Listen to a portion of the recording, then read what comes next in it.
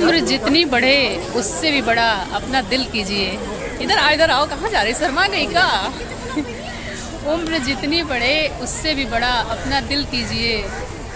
बीते कल की न परवाह कर, बीते कल की न परवाह कर, बस आज को जी भर के जी लीजिए। हाँ जी, हम लोग आज आए हैं गोरखनाथ धाम यानी कि गोरखनाथ मंदिर घूमने, दर्शन करने के लिए। बहुत ही खूबसूरत मंदिर है, दर्शन करके मन प्रसन्न हो गया।